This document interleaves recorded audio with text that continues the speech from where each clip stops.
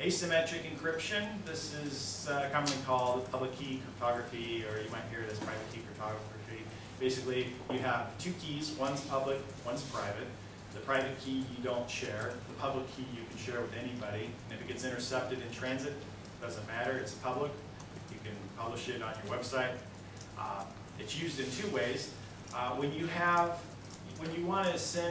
When someone wants to send you an encrypted message, you're going to provide them with your public key. They'll encrypt it using it, and they'll send it to you.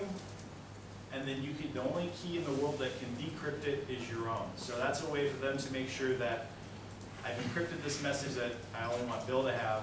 I can send that message now, and the key if you want, over an unsecured channel, and only Bill will be able to decrypt it. You can also use it for integrity, for authenticating who sent the message.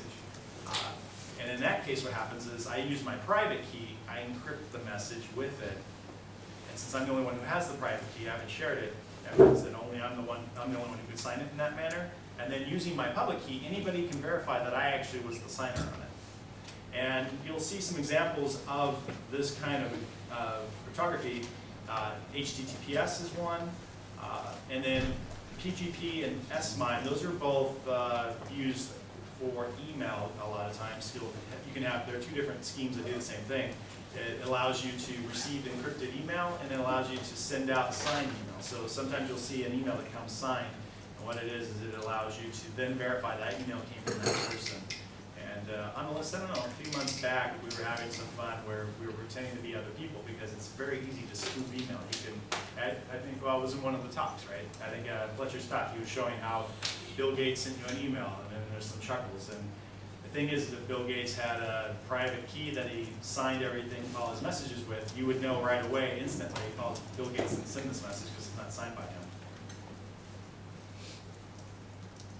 So in Lasso, we don't have a way of actually built in using a set of asymmetric encryption.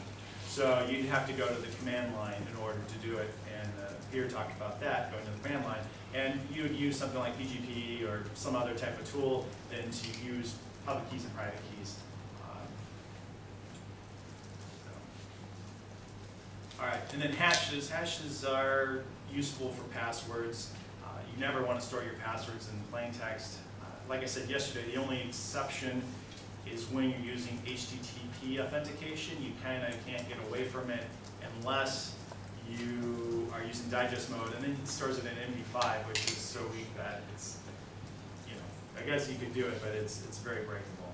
And with MD5 coming from the browser, you can't use a hash, so it's as weak as it can possibly be. And nowadays it's just more obscuring than anything. Hashes are one way, so what it means is you have a message that you want to hash, you take this message, you pass it through a function, and out pops something that should be relatively unique. Sometimes you'll have collisions where two different messages will produce the same one, but you want to have those be as minimized as possible. A good hash function will have very minimal collisions. And it should be very difficult then to take a hash and convert it back to the original message that was hashed. Some of the examples are MD5 and SHA-1 and SHA-256. So, and for an ideal hash, there's 4 features. For any given message, it should be easy to create a hash. For any message that's been hashed, it should be infeasible then to get the original message. You shouldn't be able to modify a message and still have the same hash. And you shouldn't be able to have 2 messages. It should be really infeasible to find 2 messages that come up with the same hash. So collisions do happen, but the ability to actually find that should be really, really difficult. And there was last year, the big buzz was some researchers were able to find collisions with MD5 for SSL certificates. And the reason it was such a big deal is because they were able to take a big e-commerce site and create an SSL certificate that in a browser would say that's the site. And you never want that. I mean, SSL, the whole purpose of it is not beyond encryption, is also authentication. That's what tells you when you go to PayPal.com, when the little, thing on the browser, either a little green thing or the browser bar turns green or yellow, or I wish they'd all come up with the same thing. But that's what tells you that you're on the correct site, because the SSL certificate validates and you know it's them. with the collision, they were able to be able to create this valid SSL certificate. But then now they're able to do man-in-the-middle attacks. You'd never know that you're not actually on.